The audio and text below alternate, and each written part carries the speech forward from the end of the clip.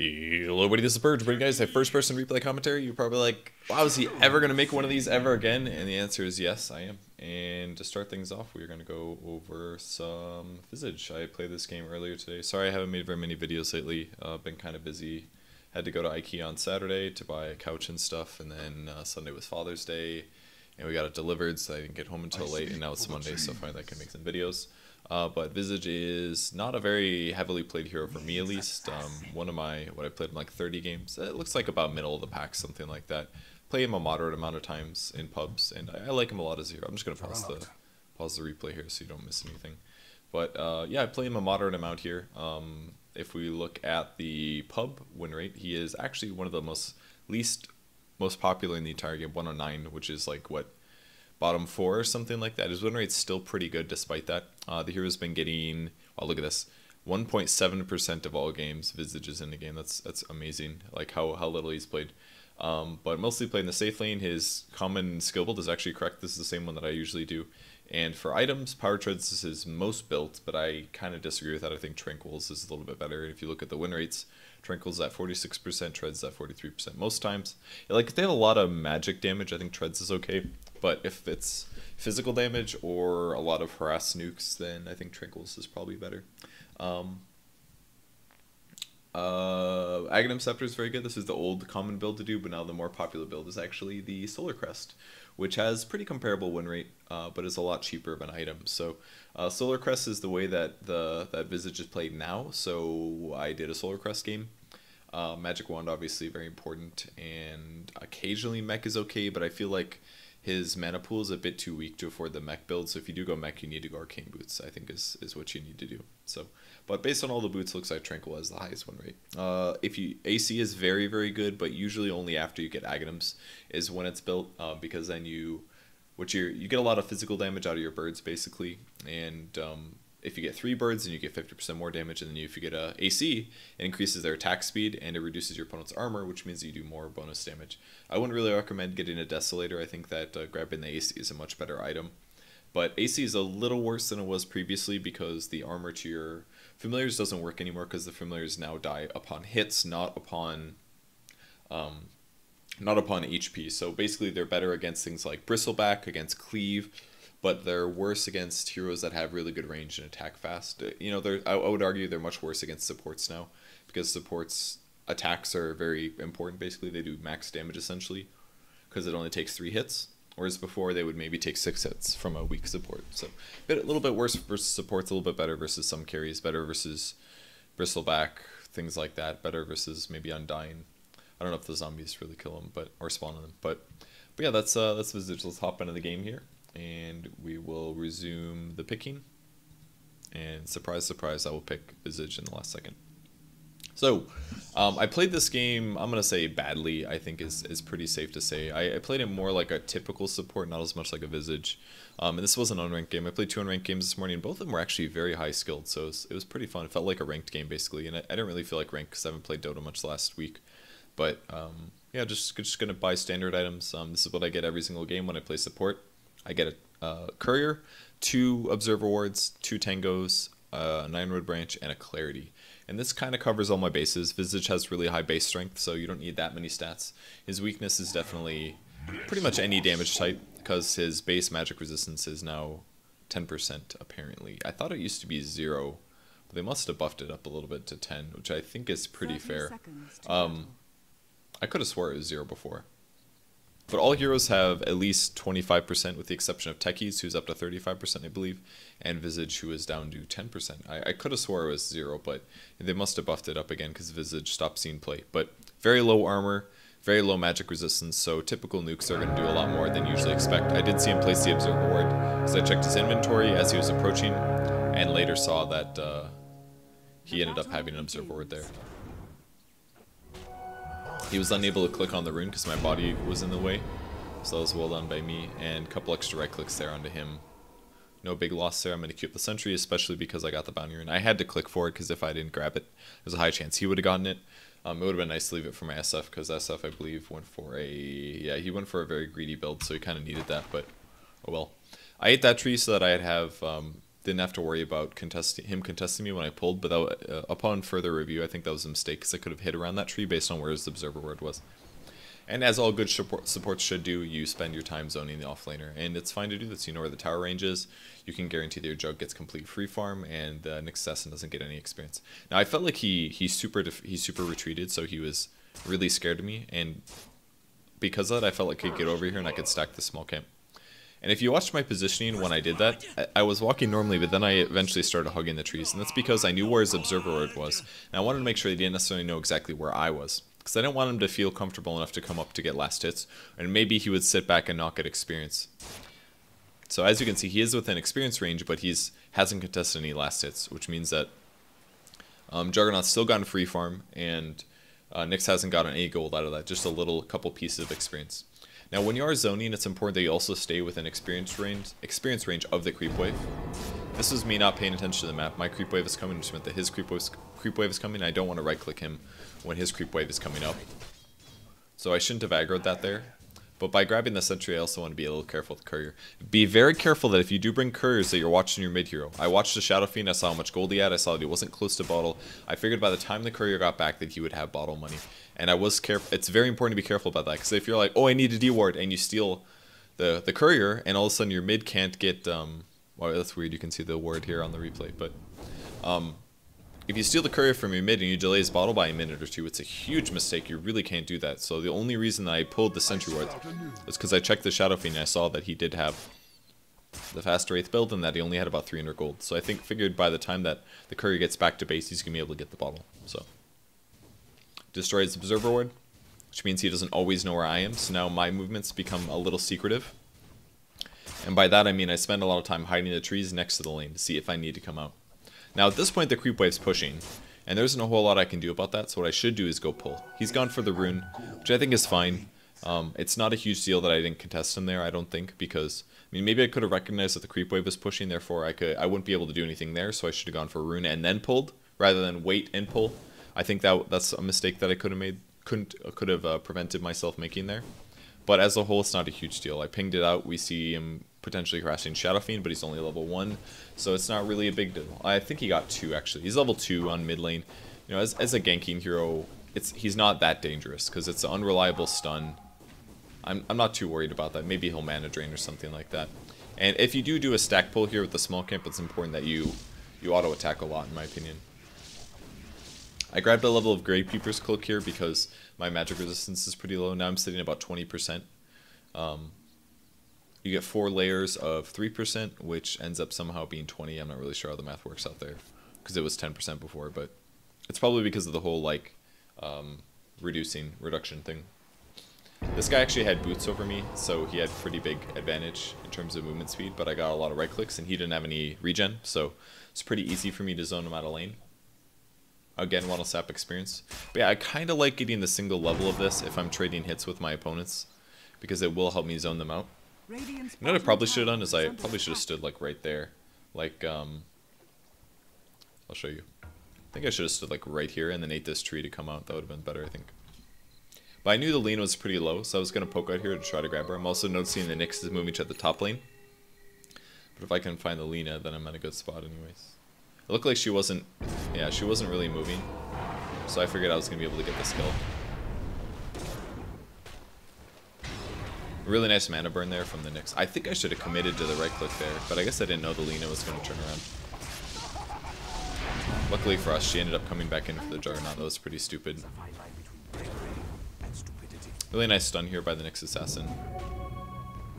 And that guarantees we actually both die, so I think he was juking around the tree. What actually would have been really smart for the Juggernaut there is if he used a Quelling Blade or a Tango on that one tree, because there's a high chance of the Prophet juking around that. So, but that was really unfortunate for us. I really genuinely thought I was going to kill the Lina. If there wasn't a Nyx Assassin stun, I guaranteed would have gotten it, and if there also wasn't the Nyx Assassin mana drain, then I definitely would have gotten it.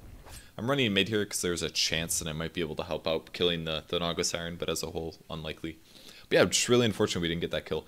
The mana drain put me about 20 mana points too low, and it resulted in me not getting a kill. I mean, maybe you could argue that I could have had like a magic stick or something like that, but I don't really like binarily magic stick on this here. I think the boots are really important because your auto attack, you're really slow, you're 285, so I'm trying to attempt a gank here on the Naga Siren. I'm just going to take a look around, see if there's observer wards. Yeah, and there actually, oops, it doesn't look like there are any on the map here for him, because I'm not seeing any. So his behavior was at times confusing. I kept trying to move around this way to approach from this angle. And I'm going to move in as soon as he goes for our last hit, which is going to be about now. But instead he did the smart thing and he pulled the creep wave pass. If he went for the right click in the melee range, then I probably would have been able to kill him there. So that was very smart of him to aggro the creep waves towards himself. And he did that by getting within the creep wave and then he right clicked the Shadow Fiend. And then the creeps ran after him and guaranteed that he was able to get that last hit. And now the Shadow Fiend's going for the bot rune, the Naga's going for the top rune, so this gives me a bit of moment to be able to get last hits. And I missed almost all of these, which is terrible. Losing a lot of gold like that is not safe. And also, I didn't watch to see where the Naga Siren was. That was a huge mistake as well. I didn't check to see what rune he was getting, and I didn't watch him coming back. And now he's on the other side of me, and this gives me a chance to die here. It's pretty dangerous. On the bright side, I do have a Tango, I think. And I used my Soul Assumption to start things off. He actually got quite low. Pretty safe here, because I'm still regenning this whole time. I kind of wanted to stay and right click that guy, but it's a little scary to do so. And continuing to heal up. So basically Visage's strength as a support is that he's very good in tri-lanes. He does a lot of nuke damage, and that's because most of your damage comes from almost all your damage comes from your second skill. If damage is done around you, you get those little yellow bars above your head, and the more there are, the more damage it does. You can have more charges depending on what level you're at, and also the mana cost goes down as you level up the skill. So 170 mana to throw one out. Your mana pool is not that big, so you can only cast about one, maybe two in the early game in a row. But if there is a big team fight and a lot of damage is being dealt to enemy heroes or allied heroes, then you're going to be able to throw out a lot of nukes every 4 seconds. So if you're playing the hero correctly and you have a big mana pool, every 4 seconds should be you casting out a spell. I changed my mind about wanting to pull here for a moment because the Dazzle is bringing over Arcane Boots, and with the Arcane Boots, this allowed the Jug to spin and or Omni Slash. It doesn't look... Oh, he is actually 6. He's almost got enough for Omni Slash. Now I just need to get behind them and we should be able to get kills. But because I found the Lena here, I kind of have to immediately slow her because she's out of position. I am able to dodge the Light Strike Array. I just put an Observer Ward down so we could have good vision. He's able to grab the Lena. I'm tanking the tower here, which is really good for our team. And I didn't really want a Soul Assumption. He ended up having a Dagon there, which is really surprising. So I ended up dying. I mean, maybe I could have thrown a Soul Assumption on the Nick. No, he's level 5. Like, he was, maybe, at the very least, he was level 4. He's going to have a spiked Carapace, and it's very, very easy to reflect that damage. If I threw out the Soul Assumption, I was definitely dead. So I think it was the smart thing to do there, to not throw the Soul Assumption. And versus the Nature's Prophet, I just didn't expect him to have a Dagon so early. The good thing about the Dagon is that it's oftentimes not expected. Like, throwing that damage out this early is huge. And my magic resistance isn't very high, so it's actually a really nice counter against me. Did about 320 damage. It's about 20 damage more than it normally is. I'm going to help out in the chase here. I'm very, very slow again, but maybe I can help out. One of the reasons Tranquil Boots is actually very nice is because you can catch up a bit faster. It's a little scary going for this dive, I think. But at this point, when he ends up staying to fight, I think it's an okay option. I like the raise, I've got full souls, there's the good damage, and at this point I'm going to be taking more damage. And I almost got him there. I thought I was going to get him, but with the bottle he was able to clean up. And with the sprout on me, I don't have a tango at that point. I got a little outplayed there. It was very, very close though. Let's see if I messed up my right clicking a little bit. I bet you I did. I'm sure there was at least one moment where I could have done this better. I'm just going to slow this down so we can really analyze it. See if that kill was more likely, and let's see how I initiate. I think I walked in and I immediately casted my spell. What I should have done is I should have attacked and then casted. If I did that, I would have gotten a bit more damage here.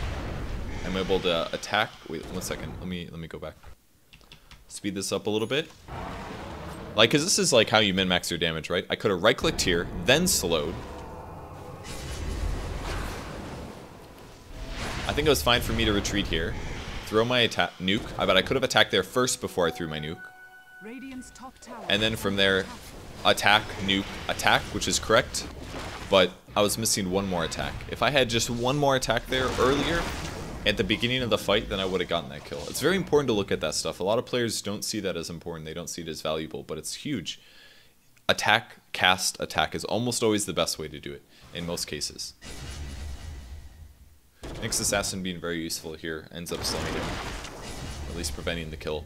Or stunning him is what I meant. But yeah, just I could have done that slightly better in both cases, and if I did, I would have had 2 kills instead of 3 deaths, you know? Something like that. Would have been a huge difference, a huge swing of events. So some slight outplays in the early game leads to me being in a bad place. My attack speed's kind of weak, my armor's low, my magic resistance is low, and here we are in a shitty spot. I've seen some Visages go for 240 by level 2, but I'm not a huge fan of that. It only increases the duration of your Grave Chill.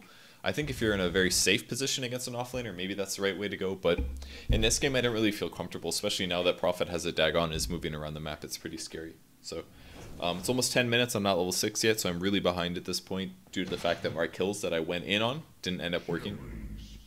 Luckily for me, Jug is doing good.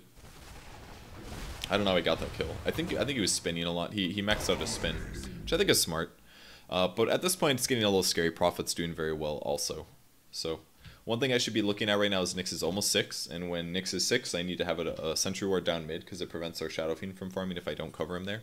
So instead I went to the top lane, since Nyx isn't quite 6 yet, and I'm going to sap some experience, which will help me catch up, and this is usually what you need to do. I know Jug was dead for about 13 seconds, so by the time I move here, I'm going to be able to get a couple CS, probably pick up level 5, and not end up interfering with him and his farm gain, except for the fact that I'm pushing the lane, and the only reason I'm doing this is because by the time he gets back, I'll be getting less experience, I guess. So not only do I pressure the lane by pushing, but it's also giving me a little bit more last hits than I probably would get if Jug was around. I wasn't sure if he was going to get that one, so I took it. And I got 1 creep wave out of that, which is about 200 gold. I can buy a circlet here, and I also want to move around the map with a tango, which is why I queued that up. It's kind of important sometimes as a support to have a tango, just because a lot of times Prophet will sprout you in and then you're screwed. There's not really any way you can get out. So I think that's nice to have. I do have a smoke as well, which I was potentially going to use to set up for a kill, but Techies has just been owning the bot lane. Honestly, Techies just completely outplayed the bot lane this game. He's what, 1-1-0, but he's gotten a tower and he's got 53 CS, which is incredible. I think I'm silenced here on the top lane. But he doesn't know I'm here, which is pretty good. He's going to probably go for this kill. He did... Oh, it looks like the slow didn't get removed, but... pretty easy to figure out one's the real one in most cases. You can just kind of tell based on movement patterns and things like that. But because we got that kill, I was able to buy a couple more support items. And this is, I don't know why I was running so far back. I wasted a little bit of time here. I could have gone to stack a camp instead of just standing around like that. I did get my Sentry Ward down, but I definitely could have stacked a camp. No reason to have both supports in the mid lane. And I had a bit of a period where I did do that a little bit too much. I was kind of looking for a slow here, but low chance of that getting a kill. And I'm not even 6 yet. If I would have stacked that camp, it would have been a 3 stack from before, and Shadow Fiend could have accelerated a little bit farther. A little bit of inefficiency there out of me. But getting the Sentry Ward down is really important because they are very likely to gank mid using Nyx Assassin. At this point, I should start looking around the map and saying where I think the ganks are going to happen. I can't actually see that lifesteal. That's a huge kill by Jug. Jug actually, in a lot of ways, won us the early game. Got a couple of really clutch kills. That one against the Naga Siren was super huge because we had just killed her, so further delayed the Radiance.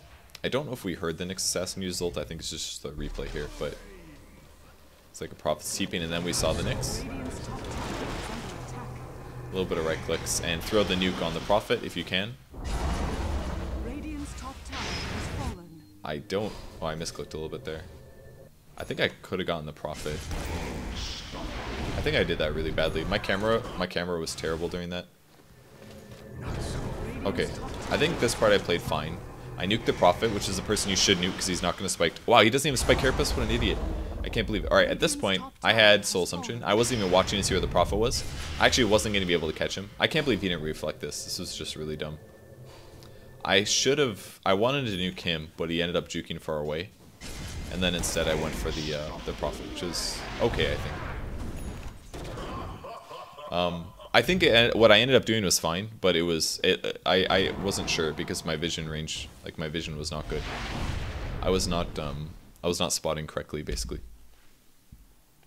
But got some gold out of it, got some experience, finished my medallion. Unfortunately, I flew out parts of my medallion already. And at this point, I have my ultimate, which I should use and probably just go heal. And that's what I ended up doing, but I did a little bit slow there. That was about 2-3 seconds wasted, which meant that my ultimate after respawning gank would have been a little bit better. And this is what you should do with your familiars if you're not in a lane, is you should just last hit with them. And the Shadow Fiend very quickly got back to the lane, so there's no reason for me to take these. I actually messed that up there. I pulled them away from his race, but What you should do with the creeps is you should put them in a lane where nobody's last hitting, and you should get those last hits using the familiars. Don't just auto attack, you should just attack in for last hits basically. Attack once with both familiars to get a last hit. And by doing that, you're increasing your gold gain by a lot without actually having to be in lane. I did this, oh my god, this part was so bad. I tried to drop them, but then he one-shot one bird, and then I think he got both. I just fed him 200 gold for no reason. I tried to drop them, but I must have pressed the wrong hotkey or something. It was really weird. I was very frustrated that happened, because I literally just hit level 6, and I just leveled them up. But what the familiars do is they do a lot of physical damage, and they also can drop down, healing them, and doing an AoE stun for some damage. So it's a bit of a weird mechanic, but they end up being very, very useful as an ultimate, as a support, because you can use them for gank setups and pushing and last hitting when you're not around and lots of stuff like that. So to play Visage correctly, you basically need to farm very rapidly with your familiars. You need to set up ganks and have them in position where you're expecting ganks to happen and lots of stuff like that. So I put Observer Ward over here. This is a really stupid way to do it, to be honest. I heard the Nyx Assassin. I also placed a sentry bad. I'm just going to check to see. I assume they have a ward up on the hill, and they do. I put the sentry really badly. I should have placed it here, and then I would have been able to spot their Observer Ward. So they saw me place it.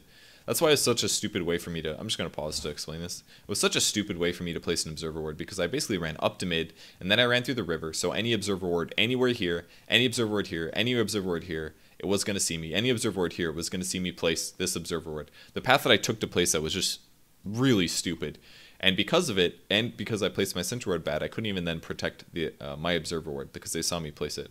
If anything, what I should have done was put a Sentry down first, check for an Observer Ward. If there's an Observer, I deward it, and then I can place an Obs, because then I know that they don't actually see me place it.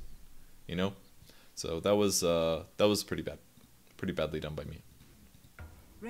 As a result, I believe that he ends up dewarding me. I think he had to put a sentry before you could deward, but he eventually goes for it. I was trying to get my team to smoke here. I think this is about where Nyx started to deward. I think he was, yeah, and he puts the sentry down and then he's going to deward my obs, and there's not really a whole lot I can do about it. I'm shifting over. I'm asking people to shift with me, but I don't think anybody did anything. I did another sentry, so I could have tried to deward their sentry, but at that point, it would be very, very easy for him to stop me. Does a bit of damage. Whatever.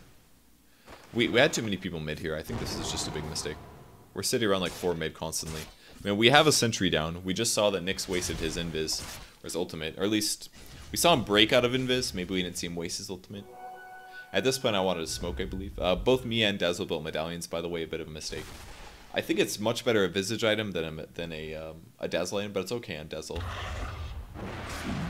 And I'll use Soul Assumption here to break the Lincolns. That way I can Grave Chill a little bit. Probably not worth it for me to spend that mana, though, because I basically just spent 240 mana just to reduce his attack speed for 3 seconds. It's really not worth it. And I also didn't see the other Sentry Ward already down, so I wasted a Sentry Ward as well. And to make matters worse, both me and Dazzle were constantly medallioning Roshan, which actually doesn't do anything but refresh the cooldown and reduce both of our armors. So a bit of a mistake to do that. But we can kill it very fast with Jug and Shadow Fiend. It's nice that we can shift over and do this very, very easily. And now we should be able to push. Let's see. Jug's actually pretty fast here, and Jug's really good against Lifestealer for this reason, because he can just Omni Slash him. There's not really anything Lifestealer could do. I think he actually had to infest a creep there, maybe. There wasn't a lot of good options, basically, but they're opting to split push, which is really smart. I don't have a TP scroll, so I also should have used my ultimate way long ago. I've had it up for a while, I believe. I think I maybe noticed about here. I was like, wow, I haven't used my ultimate in forever. And the way to basically position your bats, how I call them, is you want to put them behind where you expect your opponents to be. It's important to do that. So if I'm ganking mid, I want to put them about where their tier 1 tower is, and then I can approach from the front. If you run the birds from the front, a lot of times they're not able to get in position to land the stun. Actually, I have no idea how that fight ended. Because I had my bats in position, I was approaching the Lina, and now I'm moving the bats into position behind the Lina. And now all I have to do is slow and medallion and soul assumption, and it's a kill. So they do a lot of damage in the early game. They wouldn't have killed her without a soul assumption there, but look how simple that kill was. That was a level 9 hero, and she has pretty low armor. 3 armor, so not huge. Definitely not very survivable there. And that's pretty much what Visage counters is low armor heroes, because he does do a lot of burst damage. And it gets better when you use Medallion, because it increases your damage output by like 30% or something like that. Somewhere around there. And now I can just get last hits on the mid lane. I've gotten a lot of farm, and I can finish up my Solar Crest. And part of the reason you can build Solar Crest is because your strength gain is so high in this hero. It's 2.4, so I've got about 1000 HP with only a wand and a medallion. So that's pretty good. And with more levels of Gravekeeper's Cloak, my HP goes even farther, because I've got lots of magic resistance now, 42%. Well, wait till the armor stack goes up, but in a moment here. Yeah, 53% magic resistance on the first hit, and up to 63%. Like, look how much armor I have, it's incredible. So on the first hit, it'll reduce an armor layer, and then it'll get a little bit weaker and a little bit weaker, but they'll come back over time. Layer recovery time is 4 seconds. So at this point, I become pretty tanky. You're a very squishy support in the early game. You have a lot of trouble with that, but in the late game, it's pretty solid. Where did I put my bats? Oh, I put them kind of in the jungle to see if there was a fight that needed to happen. Now, Solar Crest is an item that's been picked up a lot by supports. It's been rushed by a lot of supports just because the idea of it is so good. You can reduce your opponent's armor by 10 and give them a miss chance of 30. I should have stomped on the bats right there. If I would have done that, the techies could have suicided. So that was pretty stupid of me. And I also wasn't microing my hero while I did this. I mean, I harassed him a little bit, but I could have gotten the kill with the techies there. That was bad play by me. Should have realized that mine would be set off. I wasn't sure if he'd set off the mine, but he was going to, and that was just bad play. But with the Solar Crest, what you can do is you can give your carry 10 armor and 30% evasion. That's the main thing. You can also use it offensively, but the main use is defensively. Defensively. You have one carry up in the front hitting a tower, you give increases armor by 10, and you give him 10% or 30% evasion, and then all of a sudden you can kill towers much easier. Also, it sounds really cool. So Solar Crest in the late game or even in the early game is just really solid, and on Visage it's even better because, like I said, strength gain is really high. It's going to make your damage output solid, and you can use it to save your allies. Free plate mail for somebody, basically, for 3,000 gold. Techie's got a Lina kill here. And I'm flying my bats over to where they might help better, which is over by my allies. In the meantime, I'm just going to keep this lane pretty static. Again, the old build on Visage was pretty much a fast Aghanims, because with the fast Aghanims you could... get 3 birds instead of 2, and farm faster, and split push faster, and all that stuff. But I'd rather go for the Solar Crest here. So let's talk about the Prophet Dagon a little bit. It definitely wrecked us in the early game, but this is about the point of the game where it starts getting a little bit weaker, especially if people start building things like Cloak and stuff like that. You start to run in some trouble, because all of a sudden if you're not one-shotting people with the item, then you're not accelerating, because it's not a farming item, it's a hero killing item. If you're not killing heroes, then it's not accelerating you like a Midas would or a Shadowblade would. We also organized, we said it's time to get our medallion, and I definitely think it was here. Or I'm sorry, a gem. And I thought about this, I was like, what are we having trouble with? It's basically Nyx, burst damage, gank, split push, and what we basically need to do is just 5-man. They've got a Naga Siren. Naga Siren is going to get a Radiance, and once Radiance comes, then the game gets a lot harder. So by getting the gem, what I'm allowing myself to do is basically just pushing. We can just hardcore push and not have to worry about Observer Wards. Really glad I got that sentry there, because now we can put an obs down. But now my goal is basically to move around, get vision of the map, make sure they don't have vision over us, and if I can do that, then it makes it so they're not as comfortable ganking, and they're not as comfortable making plays. So I'm just going to move around the map. This is a little scary to do by myself right now, but I wanted to just check common ward spots, and that's what I'm doing. Bats fly to the high ground, check common ward spots. If there's a ward there, you kill it. And no ward on the high ground there, so I can move on out. Now, we did end up seeing this Lifestealer here, so I wanted to see if I can maybe make a play on him. Kind of hard to click on him. I ended up clicking on the bear instead. But pretty easy Omni Slash, and he's able to get the kill. I didn't get experience for that because I was far away, but at the very least, we got him to use his Enrage. And I think they bombed the Nyx Assassin here. That was pretty good.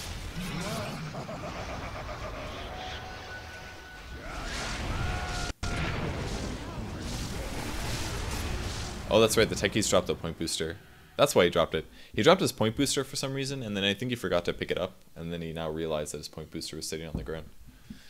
Still had brown boots here, which I think is kind of fine. With the medallion, I had pretty fast early armor. I didn't really feel like I ever really needed a lot of HP regen. Probably should have gotten Tranquils, but it wasn't absolutely required. I think it would have been good though, just for the extra movement speed when I'm initiating. So I'm only a 335 movement speed hero. The extra burst would have been really useful, I think. The next assassin here bought Medallion, I assume because he was expecting the game to go very, very late. But I think that was a bit unrealistic here. Just checking for observer wards in any of the common spots. Again, this is what you should do every time. Almost every single game that you have an advantage as a support here is you should buy the gem and look around for observer wards. Again, if you do kill those, then your opponents never know where you are. They don't feel safe to farm and all that good stuff. And I bought a ring of regen here just to make sure my HP was full because I thought I'm going to get a force staff because it'll protect you against Sprout. It'll protect you against open wounds from Lifestealer. I thought it'd be an okay choice. And here we go, pushing the tower, keeping the creeps, keeping the bats in a position where if they come to defend, I can swing around from the back and get a stun for 3 seconds. Because each stun does last for 1.5 seconds, I believe. I think that was just... Oh, that actually was Lifestealer moving around here. And I just wanted to check that high ground for a ward as well. That way, if we did end up retreating, they weren't going to know exactly where we were. So, again, checking for observer wards. Nothing, nothing, nothing. I actually didn't ward that much this game. Killing in August Iron Illusions is also pretty important. It's worth using a Grave Chill with a Solar Crest. I'm mostly just worried about losing my gem at this point because I did just purchase it. I think it was a bit of a mistake to buy the Ring of Regen though. Maybe I should have just gotten Tranquils with it. I honestly think I should have just picked up the Tranquils because it's 4 armor, you know, it's not going to hurt you at all. It's not going to do much to stop Prophet from killing me. And at that point I kind of realized that I was like, really, a lot of their damage is magic burst, really. Nyx Assassin, Nature's Prophet with a Dagon, Lina, all magic burst basically. So I felt like getting a Glimmer Cape was actually the more important item here. That's usually what you'll buy in a lot of supports. Just buy those early items that impact the game in a really, really favorable way. And it's a pretty good Visage item anyways, because I'm attacking a lot. I do physical damage, especially with the Solar Crest. So might as well get some attack speed out of the Glimmer Cape. So I ended up buying the Glimmer Cape almost immediately, rather than going for the Force first. And I think that was a good decision, because we're basically in a really slow siege position. Put Juggernaut up in front, Healing Ward in the back, can give him the Solar Crest, he doesn't have to worry about tower damage. And we're in a pretty good spot. Probably moving my bats around a little too much. I think I should be farming more. I really didn't farm very much this game, and I probably should have farmed more. It's very easy just to farm with them. Each stomp does a little bit of damage and stuns for about, maybe it's only 0.75, I can't remember. It changes based on what level they are.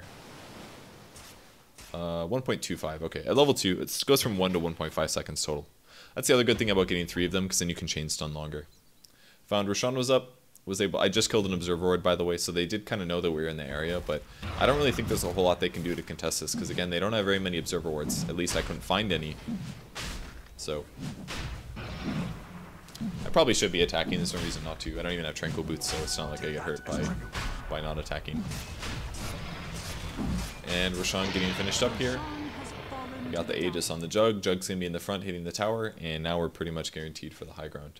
They actually have pretty comparable last hits to us, but let's check the net worth graph. We're actually extremely ahead of them. I'm surprised Prophet's actually so high due to the fact that he went to Dagon, but apparently he's been busy farming.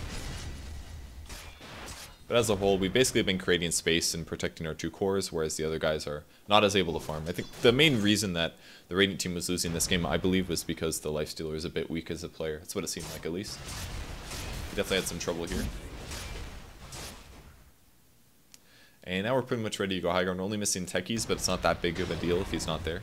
I really should have slowed him there. I didn't anticipate him coming up. But again, bats in position, spot your opponents, look for the initiation. If we had something like a Magnus, maybe we could easily turn around and swing the fight here, or initiate on him. Just trying to keep his armor and his evasion up. Dire's top tower is under attack. Put the Healing Ward down, which is going to guarantee our HP. HP regen, that is. I was like, oh, they have a ward, but it was really just the Naga illusion. Healing Ward's so good, man. It's actually so incredible. So I should be kind of scouting for heroes here. Prophet kind of split pushing us in the meantime, so we kind of had to go for this. It was basically time to force it.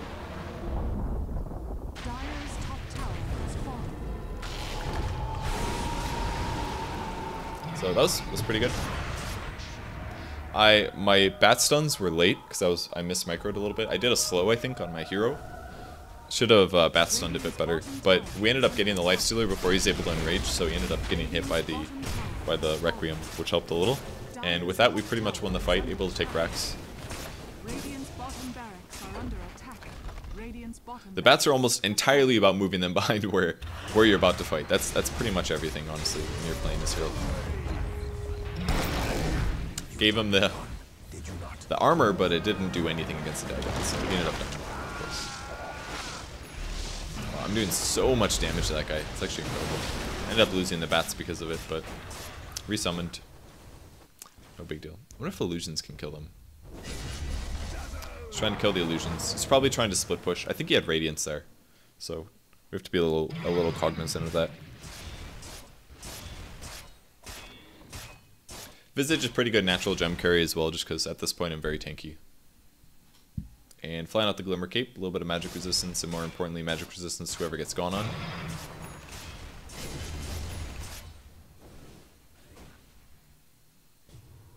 We had a whole lot of items coming out on the courier at this point, I believe. Already got bot racks, so we don't have to worry about that too much. Now we just kind of have to slow push. I like that Techie's went back solo. I think his items are, he went like what? Yeah, just straight ags pretty much. Gives him better battle, I guess. He can push and farm really rapidly. It's the good, bright side of what he did. Definitely a good part about the fast ags. I was so scared for my ring of regen here because this illusion came forward. Somebody kept stealing the courier, like literally forcing the courier. That was so peculiar. Who was that? Jug, I guess. I was just worried I was going to lose my 350 gold. So Glimmer Cape now, put it on a good hotkey. If anybody's in trouble, give them the magic resistance. And just going to keep the armor up on our cores in the meantime. Probably should have my bats in position to move around. It's a little harder on the mid lane though, because there's not really trees. I think my camera there. This is better camera position. This is how I should be. At this point I just put the bats up there to hit it. Radiant's middle tower has fallen.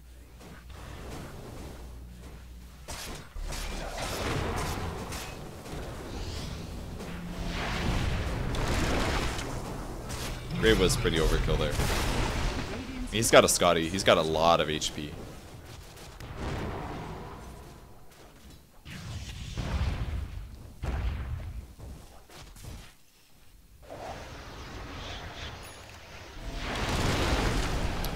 The old Glimmer Cape. Stuff ended up going in there. A little bit of Naga sleep. You can actually move the bats through the sleep, so.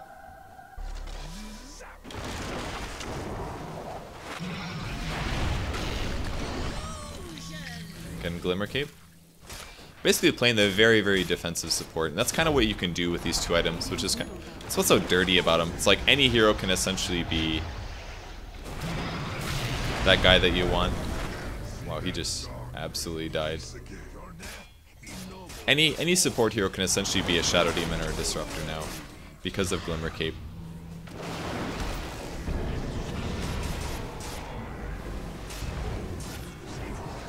Grave my bat. Ends up getting Dagon, but it's okay. It's only a Shadow Fiend, right? Killed my bat.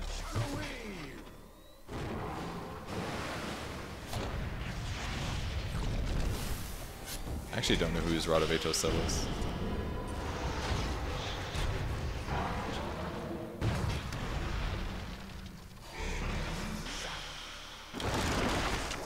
At this point we were kind of staying too long. Glimmer Cape.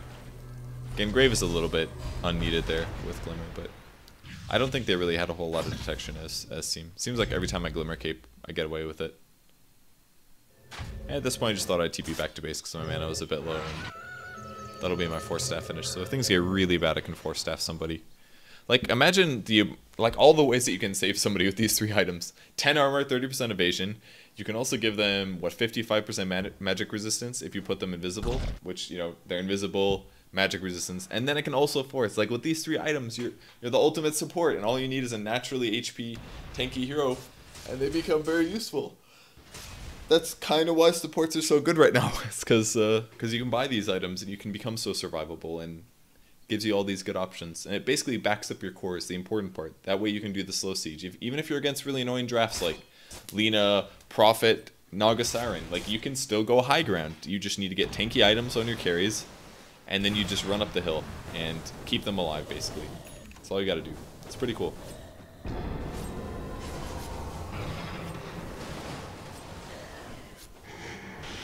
Just killing the illusions as fast as you can. Nothing wrong with that. Gotta get him killed so that they don't mess with you. Oh yeah, Solar Crest gives you 75% mana. I always forget about that. Gives you slightly more mana regen than it did in the previous level, so it's pretty good item, honestly.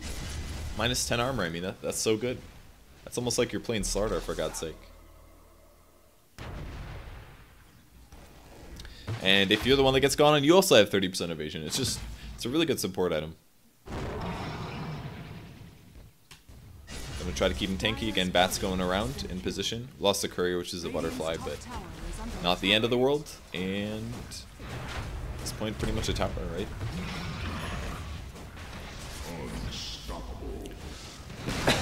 Juggernaut killed somebody. And it probably looks really boring the way that we played this game, but it works, you know? That's the important part. Ooh, I could have nuked him there.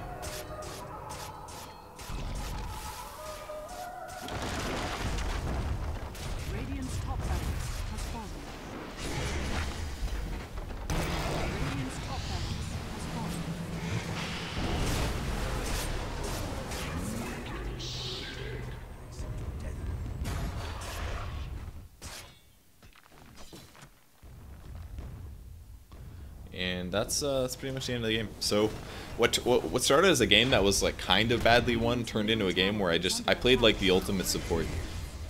Got myself one major item, bought a Gem of True Sight, killed all the wards on the map, bought support items to keep my cores alive so that I never have to worry about them dying basically. And that in combination with having a dazzle, like what the hell did I do to win this game? It's almost impossible at this point. Give him the glimmer and the evasion and he's pretty much possible to kill. I just killed the sentry here. So I didn't want him to be detected while he was invis.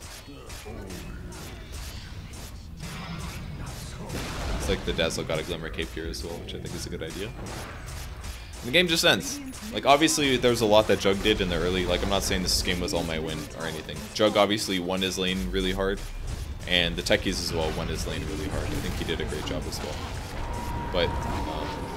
proper support play kind of makes it impossible for your opponents to win. Kill all their observer wards, they have no map control, take Roshan's, cover your allies with Glimmer Capes and Solar Crests, and yeah, at that point the game's over. So that is Visage. That's basically how you should play him right now. You should micro your brats or your birds better than I did. I didn't do that very good job, but maybe buy Tranquil Boots, but you don't have to do it. Brown Boots can be done. I was probably, oh, there's somebody else with brown nose, Lena, but you don't have to upgrade your boots. But if you're having HP regen problems, or maybe you can get a fast Tranquil Boots, it might be worth it. If they have a PA or something like that, I would get Tranquil Boots because she's going to jump on you and she's going to try to kill you, and that 4 armor is going to make a difference. So that's it for the video. Thanks for watching, guys. Sorry it was so late. I hope you guys had a good Father's Day. And I'll be back tomorrow with a Weaver game. I played it earlier today, so I'm going to do replay commentary for that tomorrow. Probably will stream tomorrow. Not today, but yeah, thanks for watching. Oh yeah, one last thing. I don't know if you guys saw, but we did a Purge Gamers Night, which was, we basically made a chat channel in Dota 2, and we just hung out and played a variety of custom games. It wasn't just me, it was like a lot of other people. We had at least 2 or 3 games going at a time. I just kind of want to make it a place that you guys can make friends, find other people to play Dota with. Just hang out and play modes you don't get to play very often, even if it's not a sub night. I didn't make it for subs only, just anybody can show up, and it was on Friday. We're going to do it every single Friday, and we're going to try to do more for different time zones as well, because this one was primarily US based. It was Friday from 3 p.m. to like 8 p.m. Pacific time. So yeah, we're going to do that again coming up this Friday. If you guys want to participate, just pay attention to the forums. It's on the website forums that I have, so just go check it out. You guys can find it, and maybe you can participate for the next one. All right, thanks for watching, guys. See you tomorrow. Bye.